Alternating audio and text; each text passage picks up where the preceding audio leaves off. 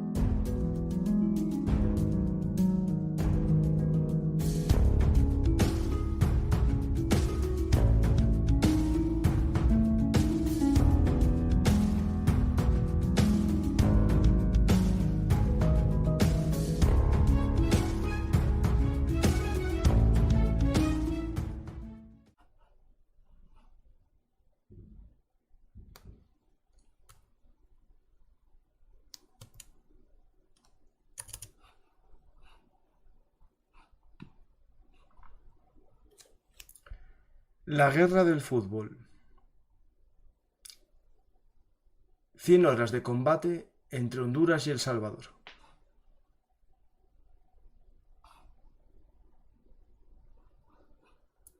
Hola amantes de la historia, esto es Bellum Artis Historia Militar, el lugar de encuentro para nosotros los apasionados de la historia. Hoy vamos a hablar de una guerra poco conocida entre dos países hispanoamericanos, hermanos, que lucharon en una guerra que pasó a la historia como la guerra del fútbol. Tranquilos, no os preocupéis, no vamos a hablar del último campeonato de liga. Por desgracia, vamos a hablar de una guerra que tiene una gota que colmó el vaso, un casus belli muy futbolístico, un partido de fútbol entre las dos selecciones nacionales. Pero como siempre, os recuerdo que si os gusta este programa, nos podéis apoyar dando a me gusta, dejando un comentario y suscribiéndoos al canal Bellum Artis Historia Militar. Acordaros también que ahora tenemos un nuevo canal que se llama Bellum Artis Actualidad Militar y Geopolítica, que os invito a conocer y a suscribiros. Gracias a todos los mecenas que hacéis posible este canal, porque a veces la temática de nuestros programas hace que se ponga en amarillo y no llegue a casi nadie, y a veces los magníficos programas no llegan al público que merecen por culpa de esos castigos por la temática militar. Por eso agradezco cada día más vuestro apoyo. Gracias a todos y empezamos. Hoy contamos en este programa con un nuevo amigo de Bellum Artis, es un amigo ya del canal, un seguidor, que me habló de que tratábamos poco las guerras de América. Y dije yo, pues si te animas a hablar de alguna, y entre las que me dijo que quería hablar está esta guerra de la que vamos a hablar hoy, la guerra del fútbol, que yo ya tenía en mente hace tiempo y ahora es la oportunidad de conocerla. Hola Diego, ¿qué tal? Hola, ¿cómo está? ¿Cómo está? Diego es Un saludo a todos. de Chile y es joven y también tiene un pequeño canal de YouTube, por eso yo hago este apoyo a Diego, para que la gente conozca su nuevo canal de historia. También tienes otro canal de narrativa, de historias extrañas, ¿no? Pero el de historias... Sí, tengo dos canales. El principal, que es Diego Presenta, en el cual hablo de cine, de películas, de series y demás. Y el secundario, que me lo abrí bueno, no hace tan poco, pero hay pocos videos, como podrán ver, debido a que me borraron el primero que subí por poner clips de una película. Ese es el canal de historia, eh, el que me abrí. Archivos históricos se llama. Vamos a poner una captura. Un segundo, que estas cosas a veces el directo yo me lío, y cuando me lío me trabo.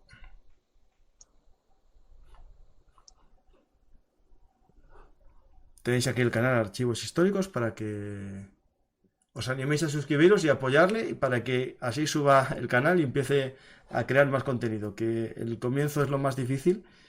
aunque también dicen que mantenerse también es complicado.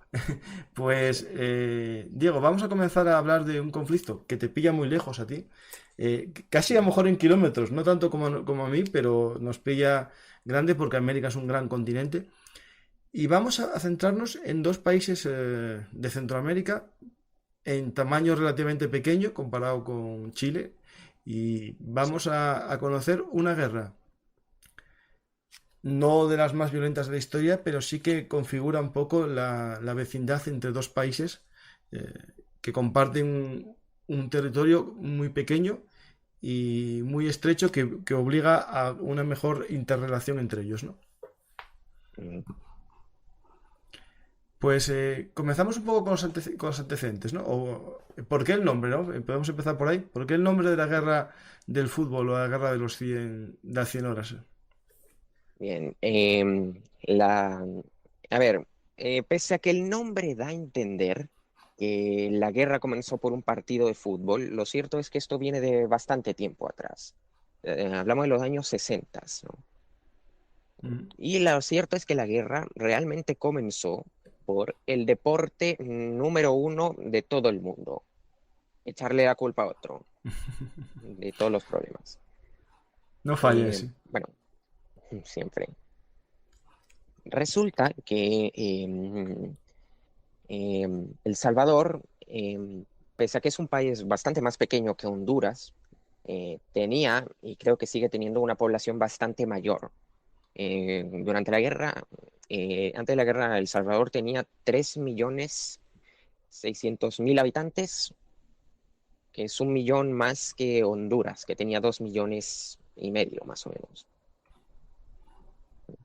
Y de hecho sí, es la densidad de población de Salvador, si no recuerdo mal, ronda los 100 habitantes por kilómetro cuadrado en aquel momento, en el 69. Y ahora los 300. Por tanto, la población es muy grande para el tamaño que tiene. Y eso, claro, generó siempre un problema, digamos, de presión migratoria. Es decir, el país necesita sacar población eh, para aliviar tensiones, ¿no?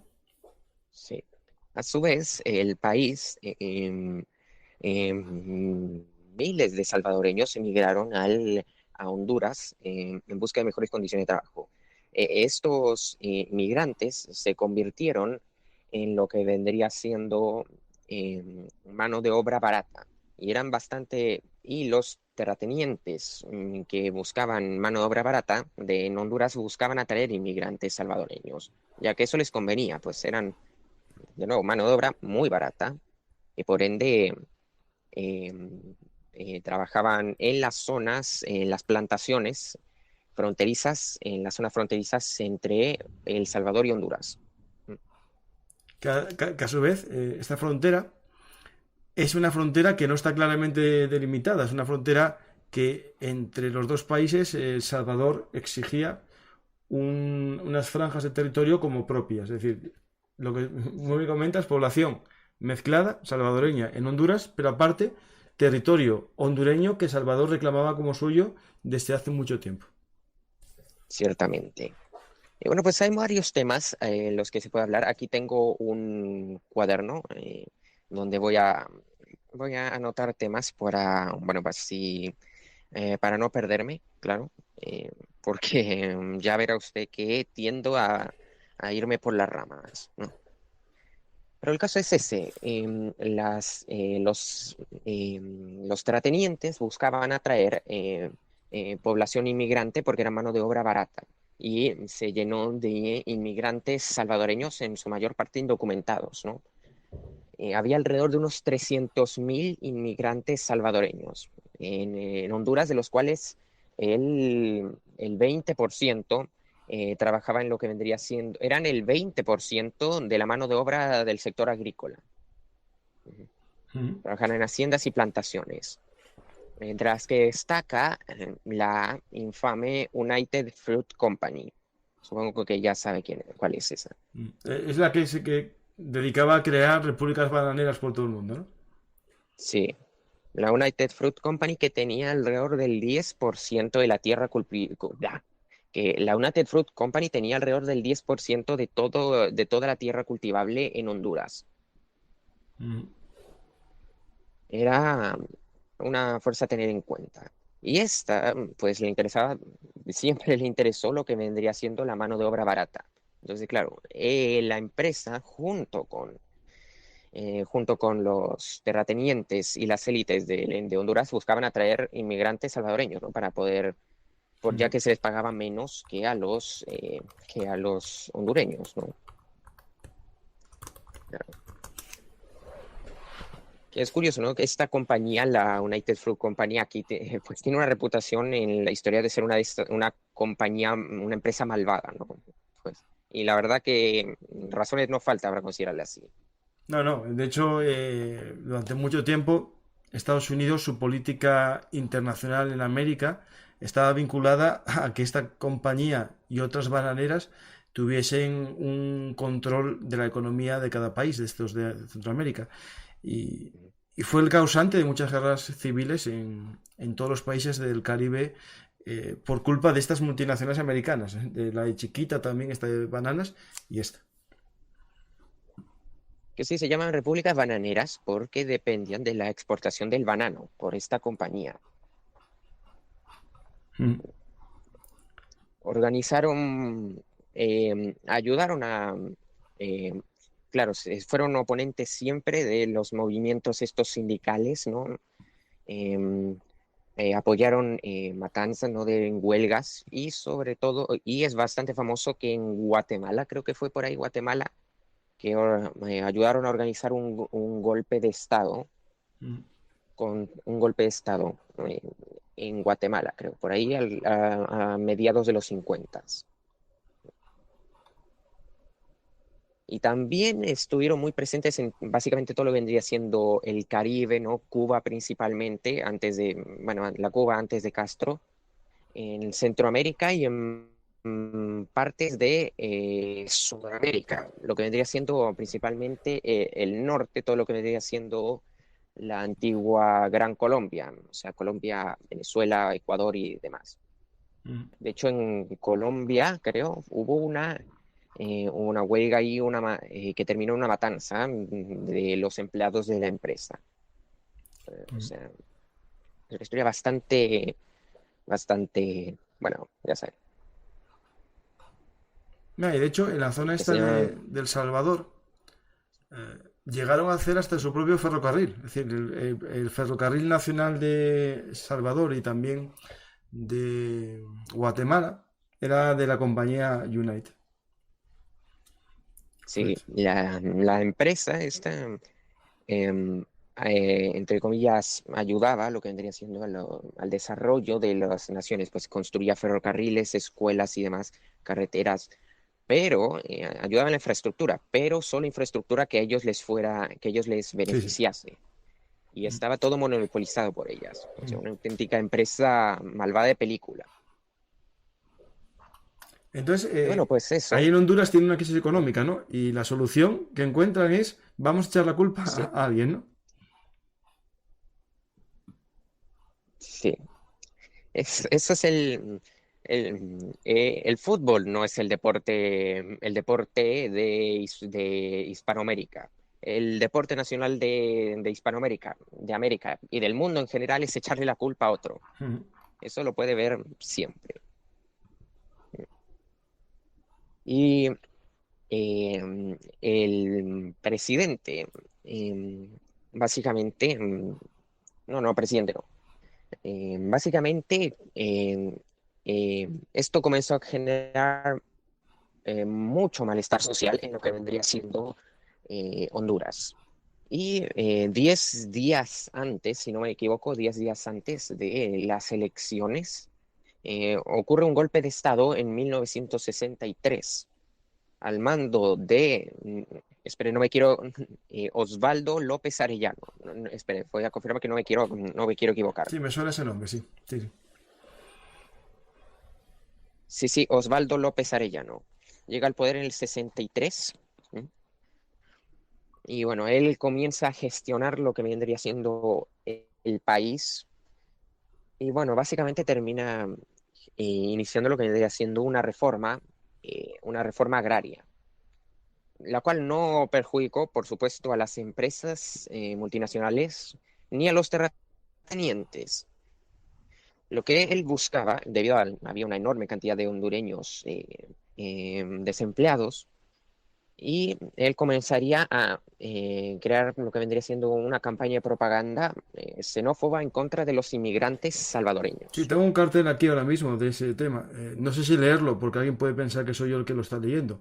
Lo dejo bien claro. Cartel, El de los guanacos, sí, ese.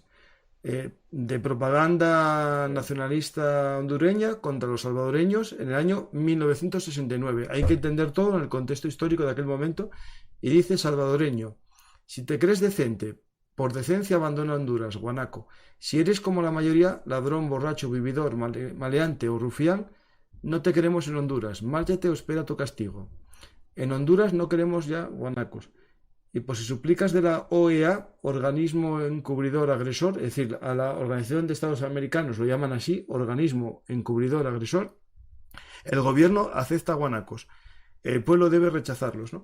Esta cartel y mucho más tiene que ver también con la creación de un grupo, de una especie de escuadrón clandestino o escuadrón de la muerte, llamado La Mancha Brava. así es. Esta fue una especie como de milicia, una organización paramilitar, pues que se dedicaba a, bueno, pues a amenazar, intimidar, dar palizas, ¿no?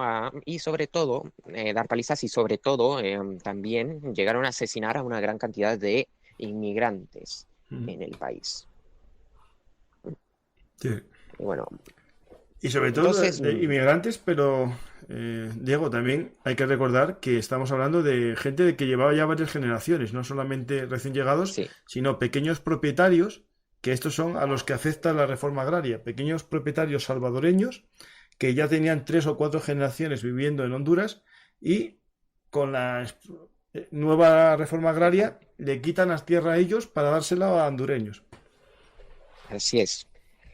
Sí, de hecho llegaron la mayoría entre los años 20 y 30. Mm. Los que se hacen, los que ya estaban establecidos llegaron entre esa época y vivían en lo que vendría siendo las zonas fronterizas. Y con esta reforma agraria, que no afectó, por supuesto, ni a los terratenientes ni a las empresas, solo fueron afectadas los que vendrían siendo los salvadoreños, Mm. que se les quitaron las tierras y se las dieron a hondureños. Y luego también se les comenzó a expulsar y demás. Y al llegar a El Salvador, se encontraron que el país no los recibía. El Salvador no los recibía con los brazos Mm. abiertos, debido a que ya tenían demasiados problemas. Y una gran cantidad un gran movimiento poblacional de refugiados desde Honduras hubiese generado una crisis, sobre todo porque esto también hubiese eh, acentuado todavía más ya de por sí problemática situación social en el país. Mm. Pues tenemos este caldo de cultivo, ¿no? Que es salvadoreños expulsados de Honduras. Y todo esto se Ciertamente. produce un partido de fútbol. Bueno, dos. Primero, si no recuerdo mal, En Salvador juega en Tegucigalpa. Honduras y ahí está mal, pero cuando juega Honduras en El Salvador es cuando se desmadra todo más, ¿no? Sí.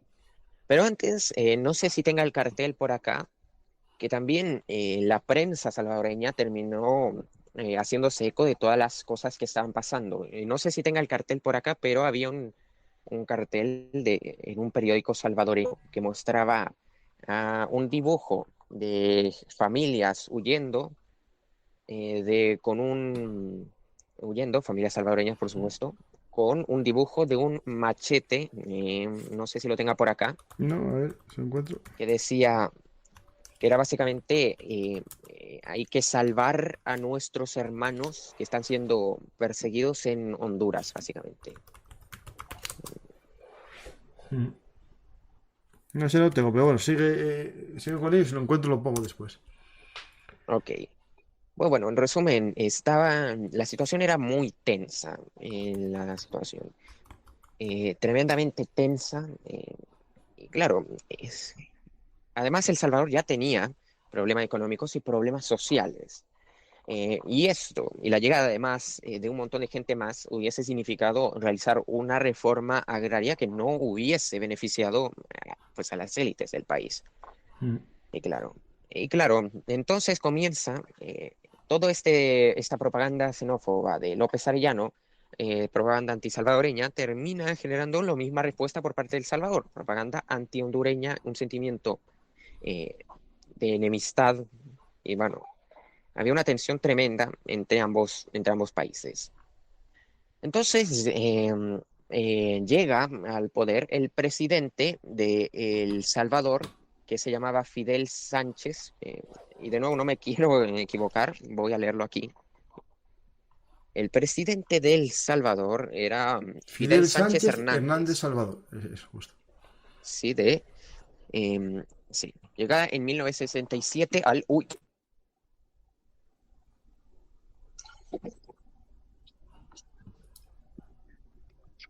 ah, Accidente.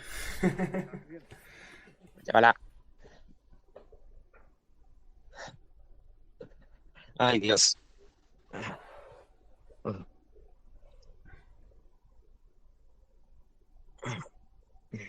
Está, ¿no? Ahí se me ve bien. Ahí bien, perfecto. Sí. Que tiré del cable y se me cayó el teléfono. Terminé tirando el teléfono. Espera, acércate un poco más o Ah, levanta, lo que solo se te ve la cabeza. ¿mm? ¿Así? Ah, sí, perfecto. Allá está igual. Bueno.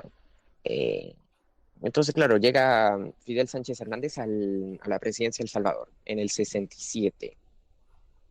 Y claro, debido a los problemas, este comienza a rearmar el país. Debido a que la guerra era inminente, comienza a iniciar un proceso de reformas en el ejército y comienza a rearmar el país. Mm. Ya hablaremos de eso. Pero resulta que ahora vamos con lo que viene siendo el fútbol, que es por lo que la guerra lleva el nombre. Que de nuevo, aunque la guerra, bueno, el nombre realmente fue acuñado por un historiador polaco, que ahora mismo no me acuerdo el nombre, Sí, tiene un que libro que se en un llama libro que realmente, Ryszard Kapuściński. no me acuerdo cómo se llama. Bueno, este historiador básicamente en el libro hablaba sobre el contexto y cómo el fútbol terminaría básicamente siendo como intentar apagar un incendio con gasolina, Ujú. básicamente. Sí, sí. Y bueno, desde ahí el nombre se volvió bastante popular, aunque lo cierto es que este nombre es engañoso, ya que da a entender que la guerra comenzó por el partido de fútbol y no, esto ya venía de mucho antes. Ujú. Eh, lo cierto es que hay que tener en cuenta una serie de factores que terminarían sucediendo en el país. Em, eh, este era la mundial, creo que de México, ¿no? Sí, México, sí, sí. 1970. Sí, Sí, sí. sí. Bueno, básicamente los que vendrían siendo los partidos, el primer partido de las eliminatorias de las eliminatorias se jugó en Tegucigalpa, que es la capital de Mm. Honduras. Se jugó en Honduras y bueno, em, y El Salvador perdió 1-0, básicamente. Em, El Salvador perdió 1-0 y básicamente se generó un gran malestar. Los de la selección salvadoreña fueron como asediados por hinchas Mm. vamos, por una multitud hondureña cuando estaba en el hotel. Bueno, hubo gran violencia durante todo el tema y hubo una joven salvadoreña que se suicidó Ajá. por el partido.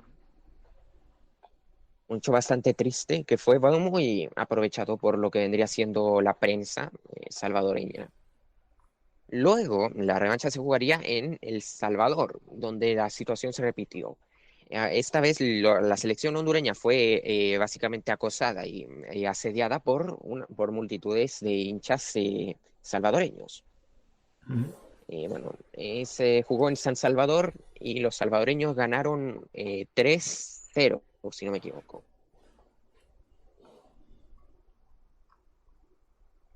Bueno, o sea Y que los bueno, que jugaron en casa ganaron, por lo tanto esos enfadados no estaban. Se enfadaron nosotros, ¿no? sí. Bueno, de hecho, los de la selección hondureña dijeron después que a pesar de haber perdido, lo que más fue una victoria haber salido ahí intactos, porque de Ujú. verdad que la situación era violenta. Y bueno, básicamente fueron. Luego, el desempate fue en el Estadio Azteca de México, que por cierto se rodeó de como unos 5.000 policías mexicanos para evitar problemas. Ujú. Y ahí creo que perdió Honduras, si no me equivoco. Sí, creo que sí, porque El Salvador luego jugó en lo que vendría siendo la Copa. Pero eso no Bueno, me no sé. acuerdo. Espera, deja de buscarlo, a ver, que no me acuerdo ahora mismo.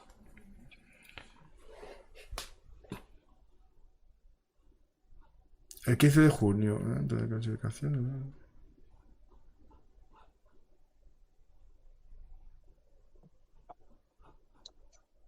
No, claro, es que fue después del partido este, del partido.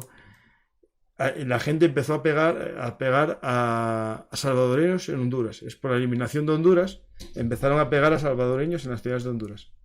Sí, se armó una gran violencia. Bueno, bueno, usted sabe que el fútbol, de hecho en México creo que, bueno, no hace tan poco, pero hace poco, bueno, no hace tan, bueno, no tan poco, pasó hace bastante tiempo. Supongo que se habrá enterado de lo que pasó en el partido de Querétaro, no me acuerdo, contra no sé quién, que básicamente hubo una batalla entre lo que vendría siendo los hinchas y demás. Bueno, eso bueno, en el Em, fútbol tampoco hay luchas, tampoco es tan historia.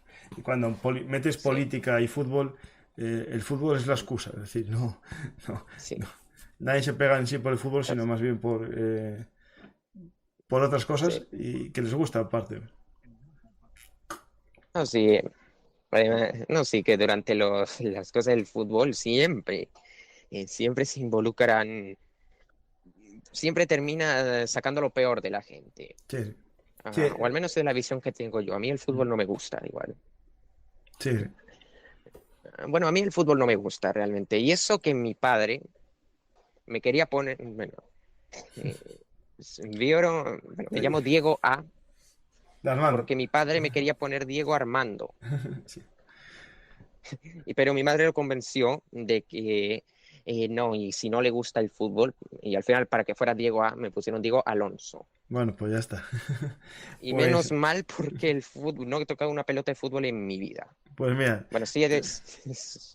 tuvo razón tu madre. Ah, Pues sí, tenemos el partido de desempate en México que produce en Honduras agresiones a salvadoreños y esto nos lleva a empezar, a empezar esto a enconarse, ¿no? Pero claro, esto no se encona de repente y no empieza a haber una guerra súbitamente, sino que ya se estaba calentando y El Salvador, el ejército salvadoreño, llevaba un proceso de rearme bastante potente durante un tiempo, ¿no? Porque aquí hay que ver la disparidad que había de ejército entre Honduras y El Salvador, ¿no? Mucho más preparado Salvador que Honduras, ¿no? ujú. Porque, bueno, antes de lo que vendría siendo antes de la guerra, ambos ejércitos, básicamente lo más moderno que tenían eran armas de la Segunda Guerra Mundial, M1 Garands, ¿no? sé, Mm, carabinas M1, ametralladoras Browning 1919 y demás. Armas excelentes, isofusiles Thompson y mm. M3, suministrados por Estados Unidos en un programa de ayuda militar. Y asesores militares estadounidenses siguen básicamente cosas que le sobraron a Estados Unidos de la Segunda Guerra Mundial. Era lo único que tenían básicamente ambos ejércitos y de hecho la mayoría de ejércitos americanos. Hispanoamericanos menos desarrollados. De hecho, aquí en Chile también pasó algo parecido. Entre los 50 y 70 hasta bueno, antes de que se terminara, básicamente antes de que se bloqueara cualquier ayuda militar de Estados Unidos a Chile bueno, por el general Pinocho, básicamente. Antes Chile, Argentina y prácticamente toda Hispanoamérica recibía ayuda militar de Estados Unidos, que eran básicamente solo, aparte de entrenamiento y capacitación, modernización de las fuerzas, lo cierto es que la mayoría de estas cosas eran solo armas excedentes de la Segunda Guerra Mundial. Tanques y demás que, a ver, de hecho, la mayoría de los primeros tanques que llegaron a tener, y vehículos blindados que llegaron a tener la mayoría de ejércitos hispanoamericanos eran tanques de la Segunda Guerra Mundial estadounidenses recibidos durante los años 60. Sí, hay aquí una foto ahora mismo de un tanque ligero M3, es decir, que es más o Así menos es. el perfil de tanques. No vamos a ver ni Sherman sino más bien estos tanques ligeros que para contrainsurgencia o poco más, que es lo que se podría usar. El M3 Stuart, Mm. que bueno, Estados Unidos los equipó básicamente estos países centroamericanos, básicamente para reprimir rebeliones, para evitar que se repitiera lo que pasó en Cuba. Mm. Y bueno, básicamente estaban hechos para reprimir rebeliones más que para una guerra entre vecinos. De ahí algunos, como ese caso Argentina, llegaron a comprar muchas armas en el extranjero y modernizaron más sus fuerzas armadas, pero los países más pobres se quedaron en eso. Todo esto por el marco de la Guerra Fría y la doctrina anticomunista de los Estados Unidos. Mm. Y luego también estaba, eh, eh, eso por un lado. Así, amén de haber recibido piezas de artillería, en su mayoría M101, ya sabes, los cañones, los obuses M101 de Sí, sí. 105 milímetros estadounidenses de la Segunda Guerra Mundial, que todavía se usan en prácticamente todo el continente. Fueron la pieza de artillería más numerosa, y todavía sigue siendo la más numerosa, que contaban estos ejércitos, ¿no? Amén de morteros estadounidenses de la Segunda Guerra Mundial, y bueno, todo equipo de la Segunda Guerra Mundial, y de hecho se puede ver en los uniformes que llevan cascos M1, Sí, que sí, son los el de uniforme es estadounidenses de la Segunda Guerra americano Mundial. completo, sí, sí. Sí. Y bueno, entonces, bueno, la situación, entonces, cuando este señor era em, Sánchez Hernández, el presidente Sánchez llega al poder, al darse cuenta que por cierto era militar él, al darse cuenta de la situación del ejército, que no estaba en condiciones para una guerra, inicia un proceso de rearme. ¿Qué pasa? Que Estados Unidos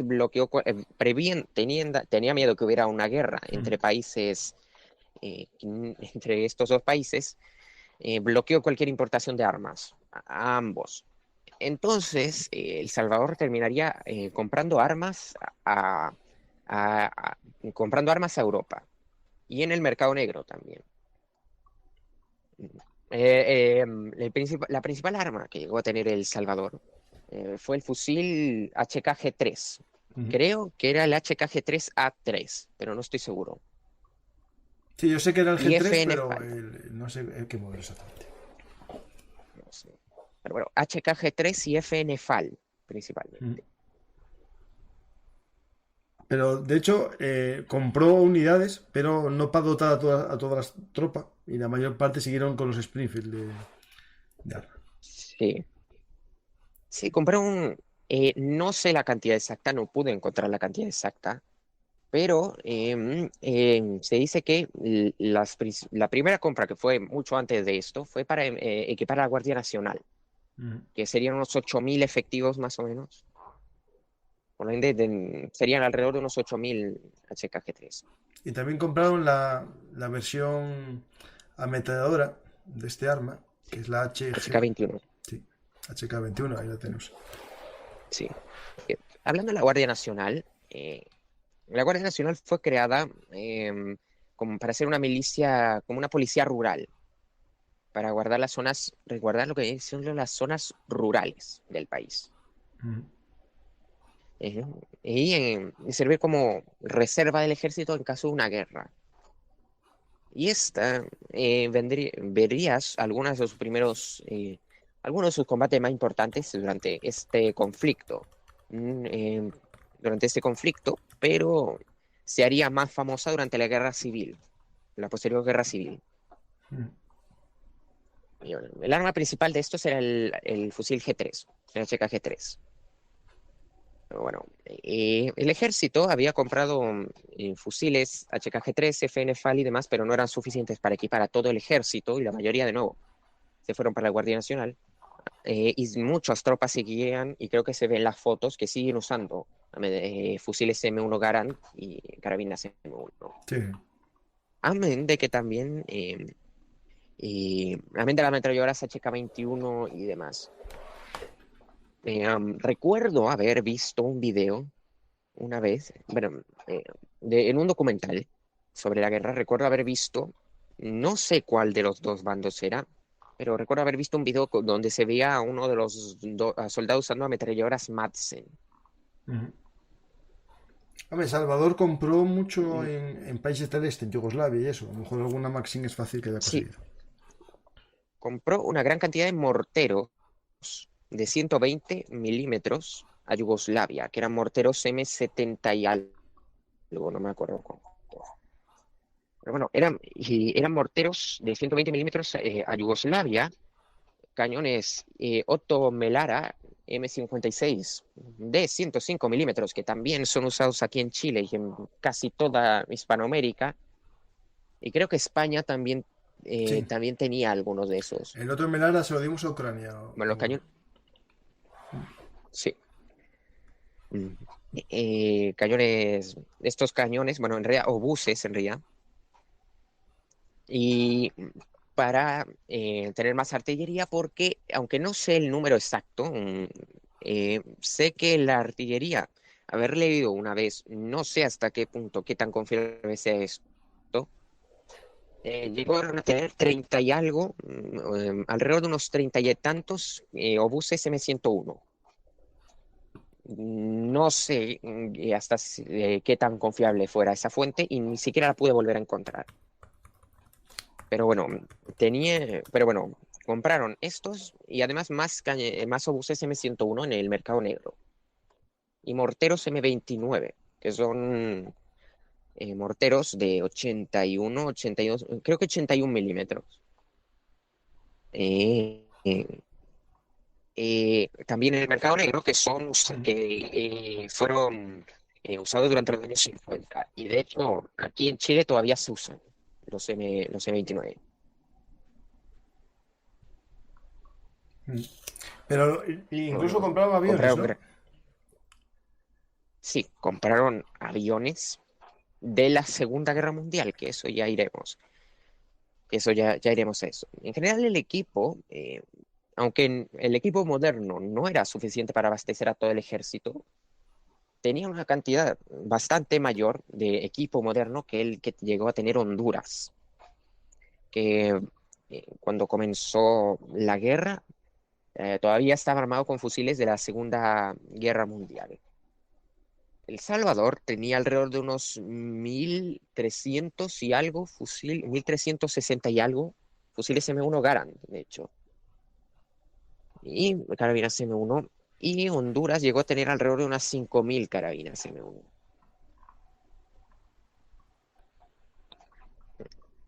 Bueno, todavía están armados con ese equipo, tenían bazucas, que hecho es curioso, el término bazooka Mm. se suele usar para designar a cualquier, prácticamente como cualquier lanzacohetes Sí, antitanque, ¿no? sí, sí.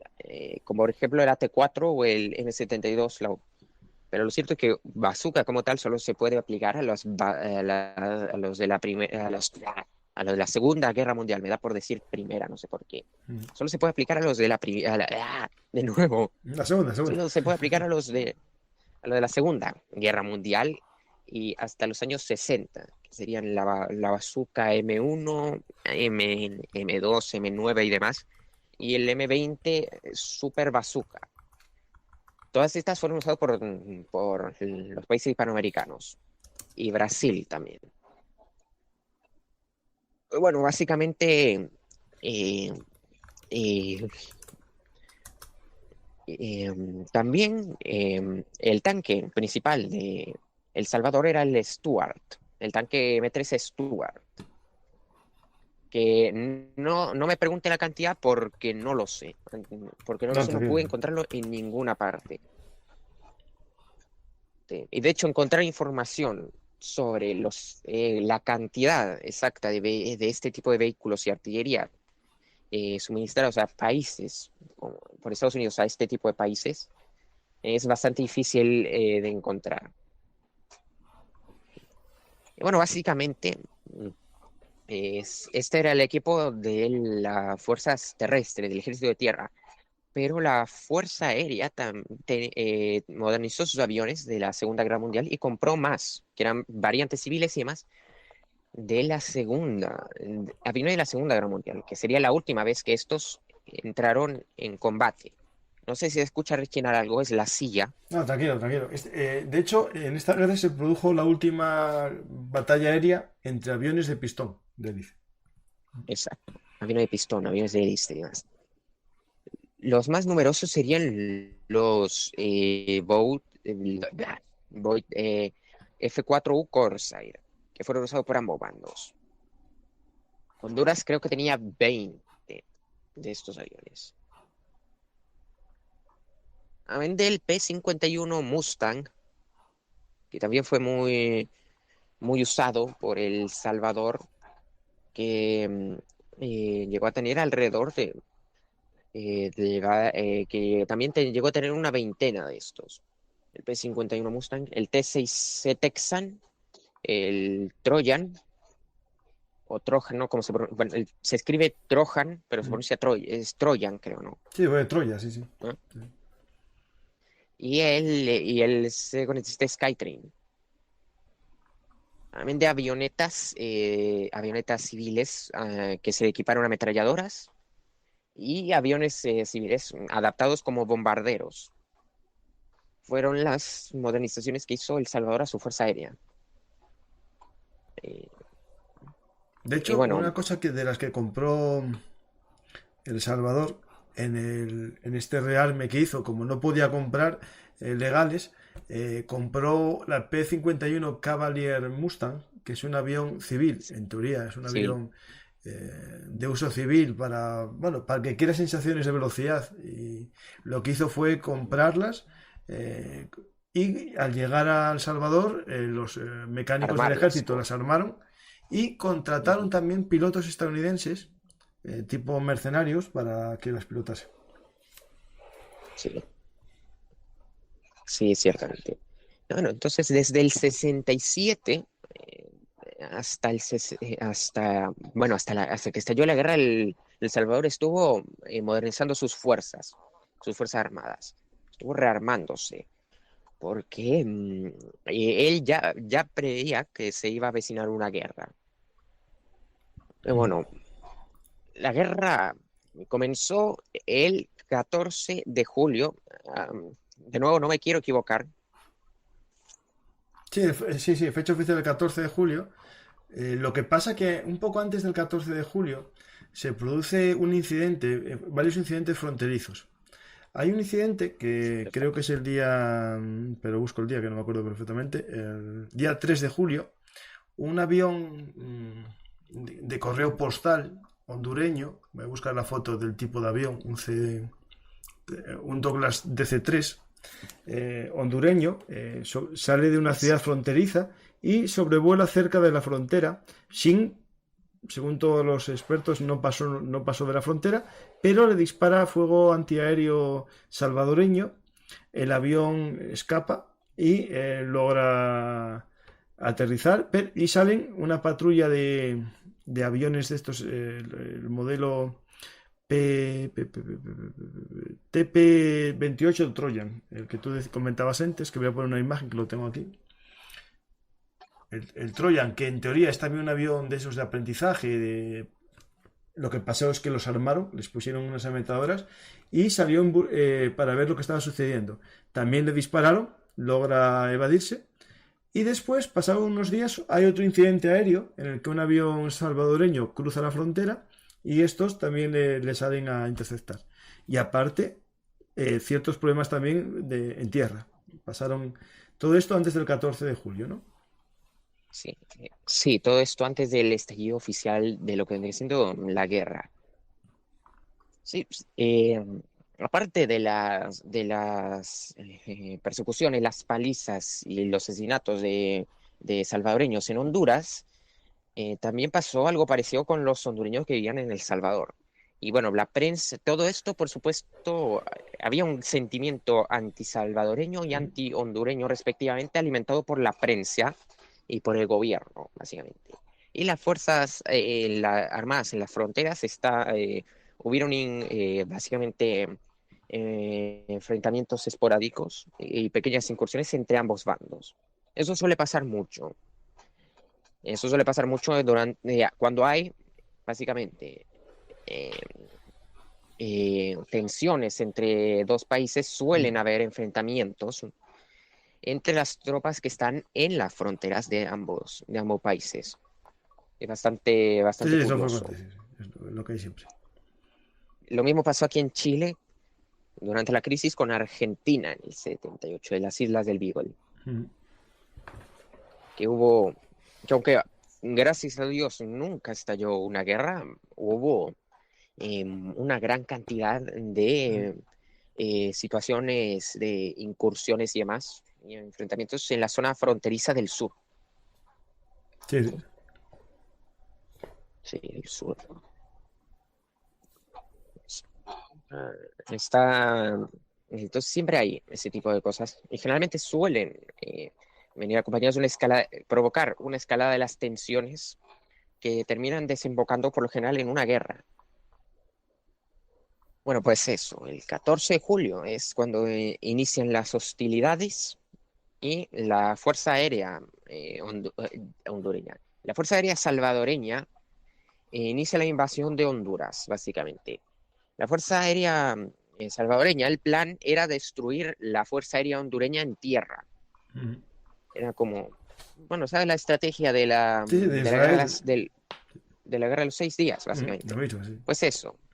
Y es algo, de hecho, esa táctica se intentó imitar muchas veces. Los argentinos quisieron, el plan de invasión de Argentina para Chile era ese, que nunca se llegó a implementar, y Mm. el plan, de hecho, de Chile también era algo parecido. O sea, siempre, eh, después de la guerra de los 6 días, básicamente, eh, esa estrategia de destruir la fuerza aérea enemiga en tierra, atacar primero y atacar más fuerte, destruyendo la fuerza aérea enemiga en tierra, se intentó repetir muchas veces. Y bueno, básicamente la fuerza aérea salvadoreña intentó destruir la fuerza aérea enemiga en tierra, consiguió bombardear dos bases aéreas. No me acuerdo los nombres, tenían nombres raros, si no me acuerdo. Ahí si quiere búsquelos para Sí, sí, que vean el todavía se nombre. los encuentro. Pero bueno, bombardeó dos bases aéreas en lo que viene, hondureñas, pero no consiguió hacer un daño significativo a la Fuerza Aérea de la nación. Y las fuerzas terrestres iniciaron la invasión, pues, terrestre de Honduras. Mm.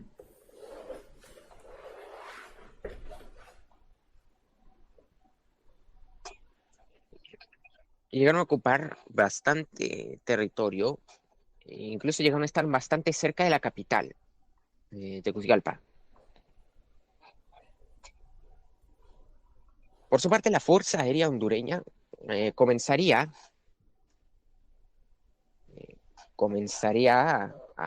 eh, pues a realizar también bombardeos contra las bases aéreas salvadoreñas y a enfrentarse en las famosas dogfights, ¿no? Las peleas de perros de la Segunda Guerra Mundial. Sería la última vez que se verían este tipo de luchas con aviones de pistón. Mm. Eh, bueno, y de hecho hay un caso bastante famoso de un piloto hondureño que llegó a derribar Su tres nombre aviones es en peleas de... el mayor Fernando Soto Enríquez, que Exacto, con un avión Change Boat F4 Corsair y la matrícula la tengo aquí, FAH609, anotó 3 derribos en combate, un Cavalier P51 Mustang y 2 Goodyear FG1D Corsair. ciertamente. Y todo Es eso un un héroe día, ¿eh? El 17 nacional. de julio. Ujú. Es un héroe nacional de Honduras.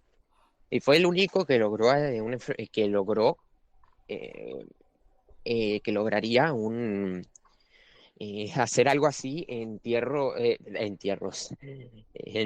suelos latinoamericanos en general, porque nunca antes y se había hecho algo así y después nunca se volvería a ver.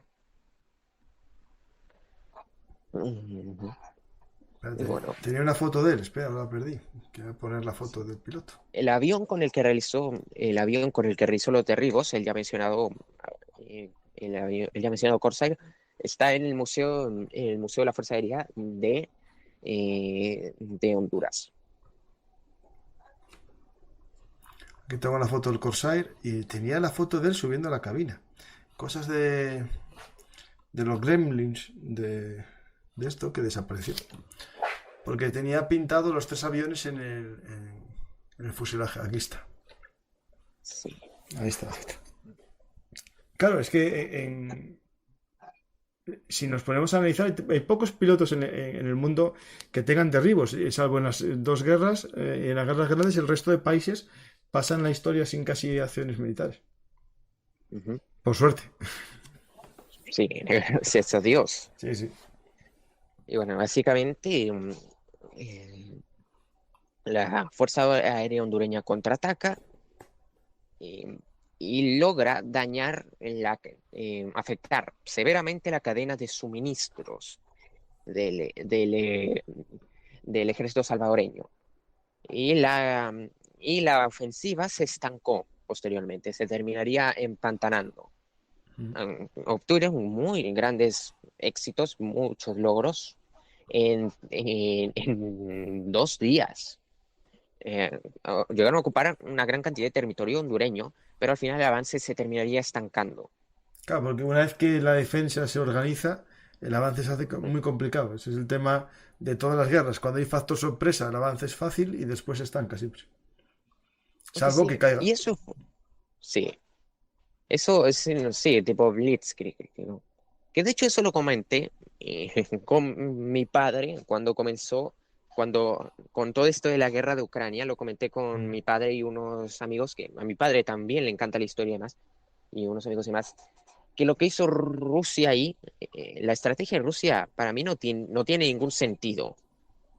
La única Salvo que salga explicación que bien. se me ocurre es, la única explicación que se me ocurre para dividir sus fuerzas de esa manera en pequeños batallones es que creyeran que no iban a encontrar resistencia. Es lo que pensaban, sí. Sí. Sí, porque es la única explicación que se me ocurre para esta estrategia, que no tuvo ningún sentido. Desaprovecharon ahí el factor sorpresa, la superioridad numérica y básicamente la oportunidad. Sí, sí. Y Pero fue bueno, por eso. y como los alemanes en el Marne se quedaron a nada de tomar la capital. Sí, sí. Veo que los alemanes se quedaron a 50 kilómetros de París, los rusos se quedaron a, a nada de tomar la capital y se tuvieron que retirar. No sé. Es parecido, no en el sentido que viene de lo mismo, pero recuerda un poco a este tipo de cosas. ¿No?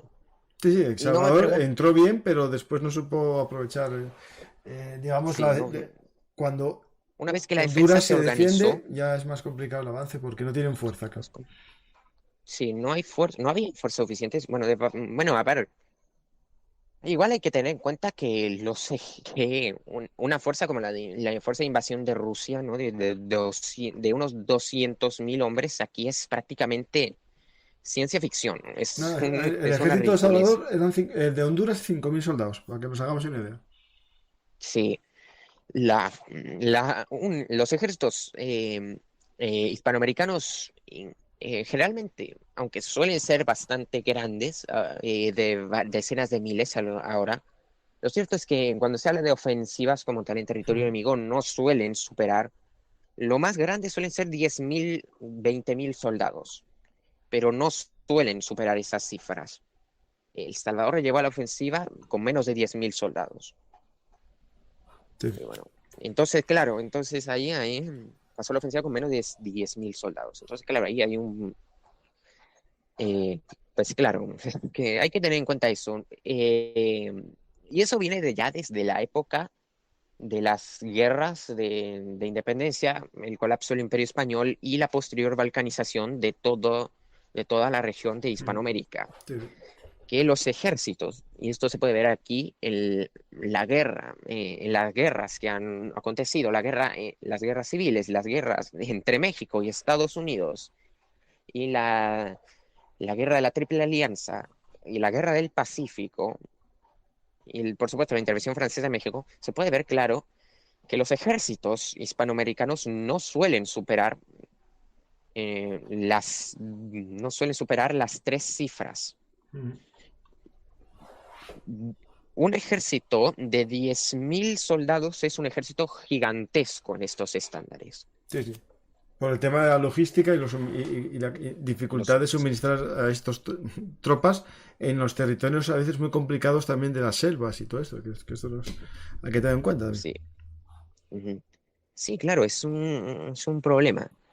Los Mm, ejércitos, y a ver, si bien es cierto que hay ejércitos muy numerosos en el continente. Por ejemplo, Chile tiene unos 80.000 soldados y 40.000 reservistas, si no me equivoco. Argentina tiene unos 50.000 por ahí, antes tenía más. Y, y El Salvador, si no me equivoco, hoy en día tiene varias decenas de miles de soldados, en su mayoría gente que hace el servicio militar. Pues bueno, ah, aunque esto den una impresión de que hay ejércitos muy grandes, lo cierto es que el ejército realmente muy rara vez, las fuerzas cuando están en guerra raramente sí, suelen superar, suelen ser de unos pocos miles de efectivos, si no es que cientos. mm, Y los ejércitos gigantescos suelen ser de unos 10.000, 20.000 máximo. sí, Que es como lo que te decía aquí, que, por ejemplo, la guerra del Pacífico, em, la guerra del Pacífico, los ejércitos, no, la concentración más grande de fuerzas que llegaron a tener, lo que viene siendo los soldados, el de los aliados de Perú y Bolivia, básicamente lo más grande que llegaron a tener fue durante la batalla del Alto de la Alianza, que serían unos entre 10.000 y 15.000. mm, Y Chile, durante esa batalla, también tuvo alrededor de unos 10.000. sí. No, aquí según algunas fuentes unidades combativas 1.300 del ejército de Salvador, o sea que tampoco mucho Mm, menos todavía. sí, menos todavía. No, pero claro, tú Es puedes una meter 10.000 pero combativas, sí, 1.300 suele ser uno de cada 10, pues sí, perfectamente. Claro, claro. Y sobre todo estos países pequeños y demás. Sobre todo porque El Salvador es un país relativamente pequeño.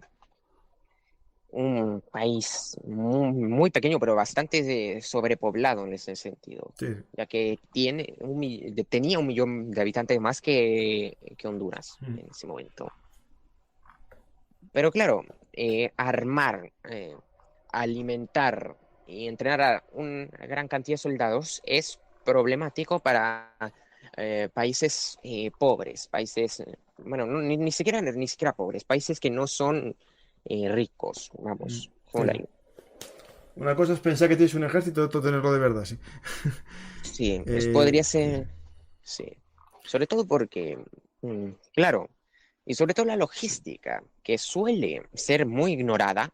La gente o ignora la logística porque es una cosa. A ver, el público en general ignora la logística porque no es interesante. A nadie le llama la atención mm, eso. Lo que interesa son las batallas y sí, sí, sí. demás. Los, Pero, los claro, aficionados un hablan de ejército, batallas, los expertos hablan de logística. sí. Porque, claro, un ejército sin logística son solo un montón de hombres destinados a perder. Sí, sí. Y en el peor de los casos a morir de hambre, como les pasó. Como les pasa a los japoneses Mm, en muchos de los territorios del Pacífico. mm. Muchas tropas, por problemas logísticos, murieron literalmente de hambre o enfermedades. Pues A su vez, mm, nos centramos en El Salvador, ¿no? Porque si no, es claro, importante sí, el avance que se va produciendo sí, sí. y El llega avance que se va produciendo. me dicen aquí que hay un oyente que es de El Salvador, llega a los departamentos de Copán y Valle. Sí, más o menos un por ahí. poco esa zona que es fronteriza y también se acercan Sí, zona, bastante a la capital, ¿no? A Tegucigalpa. sí. ¿Se escucha rechinar la silla? No, tranquilo, tranquilo, no se oye, no. Ah, bien. Bueno, hay una, y bueno, básicamente llegan a esas zonas, y llegan a ocupar una gran parte, una cantidad significativa del territorio en unos pocos días. Aunque al final el avance se estanca una vez que la defensa se organiza y, como ya le dije, la Fuerza Aérea hondureña contraataca y logra dañar algunas bases aéreas salvadoreñas y sobre todo empieza a acosar la logística, que eso termina de frenar el avance Ujú. salvadoreño. Entonces, claro, hay un pedido de auxilio a la OEA que la pusieron la Organización de Estados Americanos, que como se vio en el cartel la llamaban Sí, sí. Organización de Espera, lo tengo, lo busco. encubridora de agresores. Eso, justo eso. Es eso. Bueno, básicamente, básicamente, claro, hay un pedido de auxilio para que frenen, para que terminen con la guerra y el 18 de julio esta interviene y logra que haya un alto al fuego. Y aún así, y a pesar del alto al fuego y las negociaciones, las tropas salvadoreñas no se retiraron del territorio hasta mucho después. Ujú. Estuvieron ocupando ahí durante varios meses. Sí, mira, tengo aquí un poco una noticia del momento. Cese del fuego hoy a las 5 a.m. Los gobiernos de El Salvador y Honduras aceptaron anoche un convenio de 3 puntos para poner fin al conflicto armado.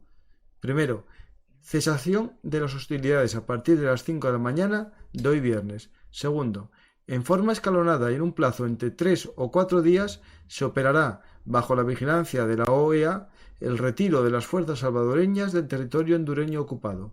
Y tercero, Honduras se compromete a respetar vidas y haciendas de los salvadoreños residentes en su territorio, de lo que se hacen garantes observadores la OEA. Y dicen, cifras extraoficiales estiman en 650 bajas salvadoreñas y en 1.500 las hondureñas. Claro, teniendo en cuenta estas cifras, ¿no? Es decir, parece que va venciendo Salvador y pese a eso se retira. Es decir, no vería mucho futuro en su acción, ¿no? No, no, porque lo cierto es que, aunque lograron ocupar bastante territorio, lo cierto es que si la guerra se alargaba más, Ahí es- las cosas, es difícil saber qué hubiera pasado. Pero claro, si se alargaba más, esto sería un problema para su ya de por sí economía Claro, claro. muy, y al final solo trajo consecuencias negativas para ambos. Eso le comenté sobre los salvadoreños en Honduras, el cartel de propaganda de hay que salvar a nuestros Ujú. hermanos que están siendo asesinados.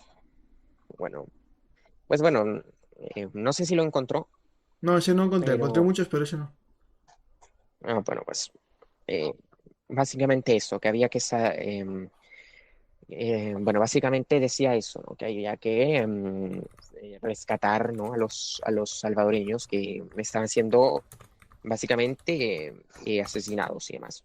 Eso se usó mucho como en la propaganda de El Salvador y al final el cese al fuego de la OEA, porque una vez que la OEA, Honduras lograría, al final lograrían que Honduras aceptara proteger a los salvadoreños que vivían en Honduras. Ujú. Los de la Mancha Brava nunca se supo quiénes eran, ¿no? Nunca, aunque nunca fueron a jugar, nunca se supo nada de ellos. Bueno, a su vez, y el gobierno nunca se molestó en nada de eso. Aún así, pese a que la guerra duró solo 4 días, las consecuencias siguieron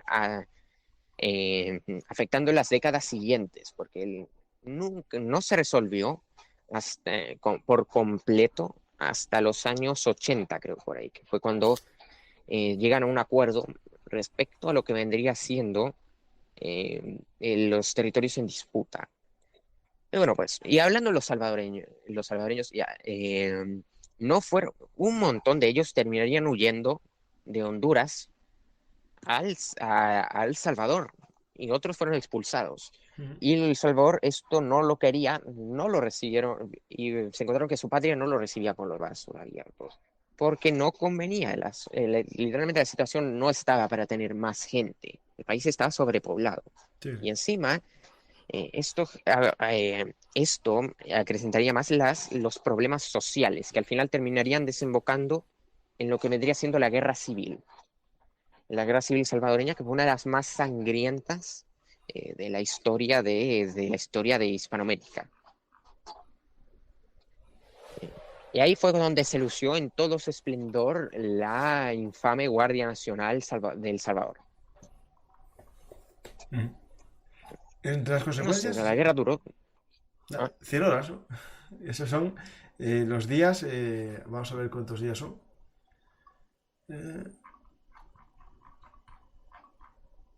Del 14 al ¿Cuántos 18, días? 4 días. 4 días. Y algunas horas. Sí, algunas horas. Por eso se le llama la guerra de las 100 horas. Ya que, claro, ya que, claro, 48 más 48 son 90 y... Sí, tiene que haber 4 horas más por ahí sueltas. O Sí, redondearon hacia arriba. sí. Pero claro, la guerra de las 100 horas queda mejor, Ah, ¿no? bueno, no, espera, Que, espera. A ver, a las 5 de la mañana fue el alto el fuego.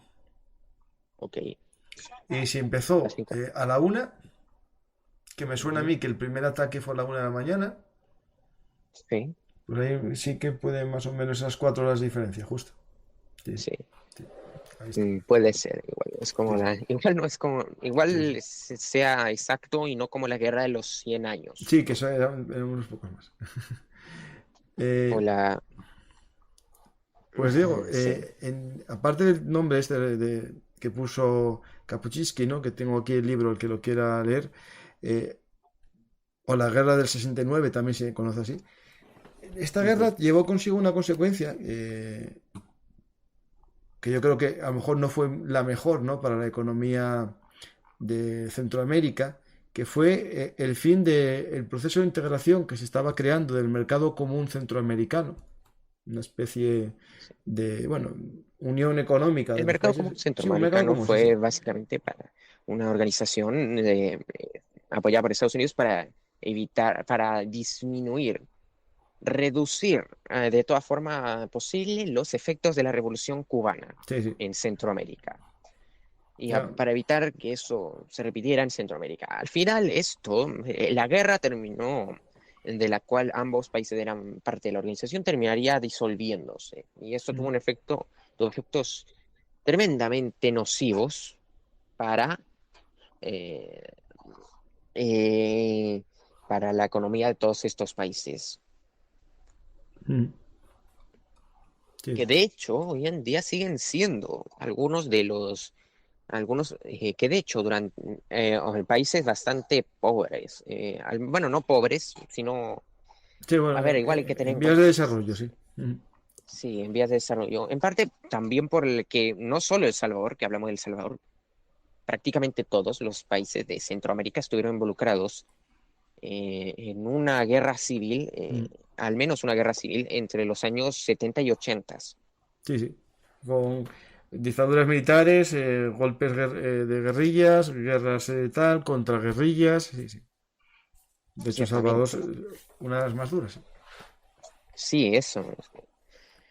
Fue de las más sangrientas de toda la historia Sí, sí. de Hispanoamérica. Las guerras civiles, esta fue de las guerras civiles, y sobre todo en el siglo XX, esta fue de las guerras de las guerras de América en el siglo XX, esta fue de las más sangrientas, al Mm. menos, Sí, la de El Salvador. Una guerra en que se metieron una infinidad de atrocidades, niños, soldados y demás. sí.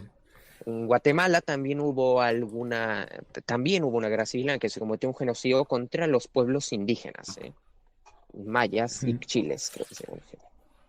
En Nicaragua también, los contras y demás. En Honduras no sé, pero no me sorprendería realmente mucho. No, espera, a lo mejor no. En esta época estoy buscando, ¿eh? En Honduras, Uy, la guerra civil que hubo fue previa. Pues puede que no haya habido una guerra civil.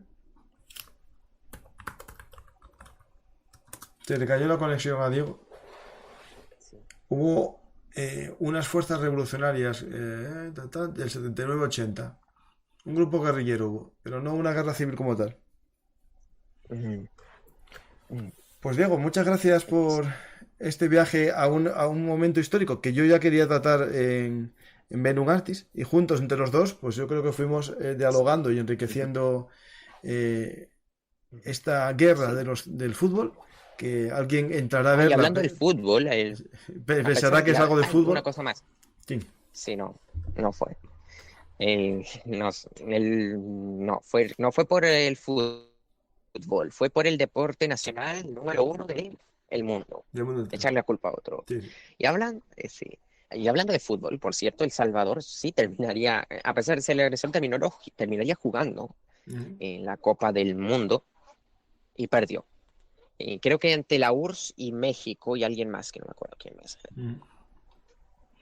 Bueno, y perdió, pero perdieron, pero jugaron como tal, a pesar de ser el agresor en la guerra.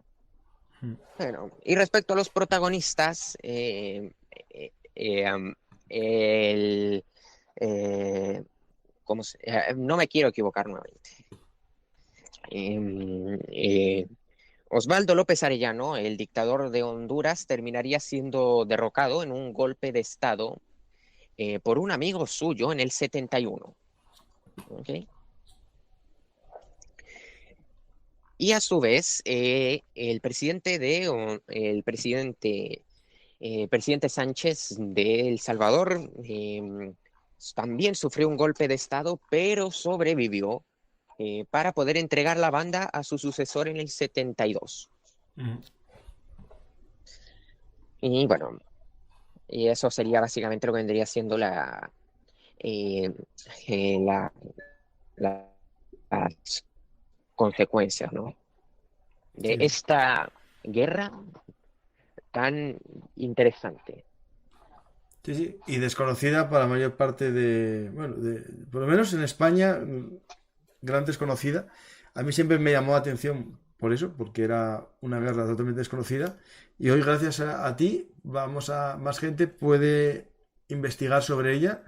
Y tampoco hay mucho más, tampoco información. La verdad que es lo que comentaste tú y algo que aporté yo, es más o menos la información al alcance, salvo que te metas en el libro este, La guerra del fútbol, o uno que conté también de las relaciones entre Salvador y Honduras, que, que era un poco un libro y hay poco más, tampoco hay mucho más. Pues muchas gracias, Diego, por ayudarnos a conocer este momento de la historia, y que la gente se anime a ver tu canal, que lo busque, archivos históricos, y que se suscriba y que empieces tú también a Eso, animarte a subir no se contenido. oye nada bien. ¿Qué pasó? Se trabó. Ah, ¿ahora? Sí. Había subido un video antes, pero me lo tiraron por el Sí, sí. comentario. Pues tienes que tener cuidado porque si te meten un strike de esos, una penalización, ya mejor empiezas otro canal. Por Eh, experiencia. Pues muchas Igual gracias. mejor el amarillo que el rojo, ¿eh? Sí. La verdad. Pues muchas gracias, Diego, por animarte Preguntas de parte del Sí, voy público. a ver si hay alguna. No, es que hasta el momento no había. Por eso lo Gracias. dije. No, no hay ninguna por ahora, no. No, no hay ninguna. Pues eso. Pues En el como canal es este desconocida, como nadie conoce esta de guerra, archivos pues no hay históricos, pues pregunta. voy a... A ver, voy a esperar un momento No, más. Mientras bueno, tanto, pues recomiendo a la gente que vea Voy a ponerlo de nuevo para que lo vea la gente.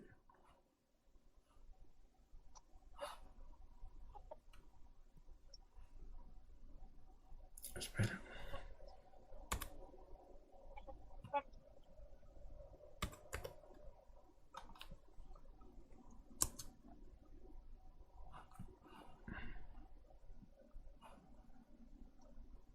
Aquí, archivos históricos, para que os animéis y os pongáis a suscribiros ahora mismo. Y después también, ya que estamos hablando de nuevos canales de YouTube, os recomiendo también que os suscribáis a Belum Artis, Actualidad Militar y Geoestrategia, y Geopolítica, perdonad, mi nuevo canal.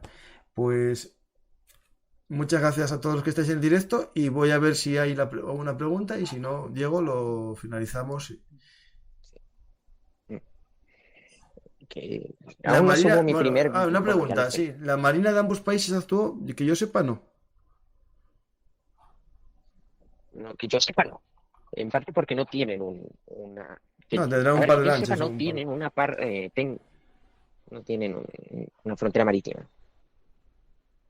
Sí, sí, yo creo que sí, ¿eh? Que Salvador tiene, Honduras tiene salida al mar en el Pacífico, déjame mirar.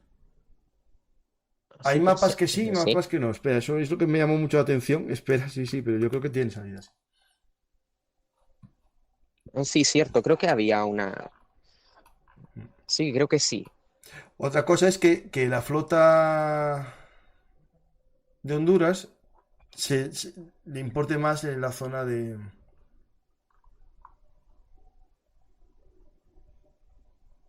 que tiene una bahía Encima hay que tener bastante... en cuenta que Sí, estamos, tiene una que bahía potente ahí, sí.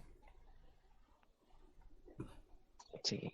Pero igual hay que tener en cuenta, claro, que la Armada, no sé cómo estarían las fuerzas navales, pero si no tenían armas para equipar a todo el ejército, No, no, sí, sí. eh, ni dinero, que por cierto muchas las compras se realizaron con oro Mm. puro, debido a que Estados Unidos no les quería conceder préstamos a los de El Salvador. Dudo mucho que tuvieran una armada bastante potente, la No, verdad. no, tendrá alguna Y patrullera Honduras un no poco sé. más. Y Honduras, pues no sé. No sé. Mm.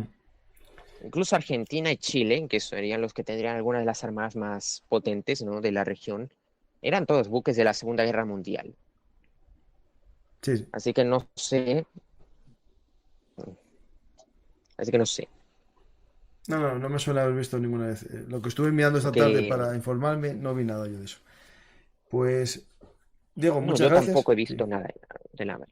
Pues muchas gracias. Gracias. Creo que la misión está cumplida. Vimos lo que era la guerra del fútbol o la guerra de las 100 horas y lo hicimos en una hora, que está muy bien en proporción al tamaño de la guerra de las 100 horas.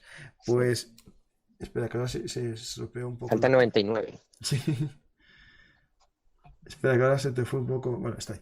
Pues muchas gracias, Diego, y seguimos en contacto ahí en redes sociales y el que quiera que se suscriba a tu canal. Sí. Y muchas gracias, Diego. Si quieres decir algo ya al público como despedida. Muchas gracias. Fue un placer estar aquí con ustedes.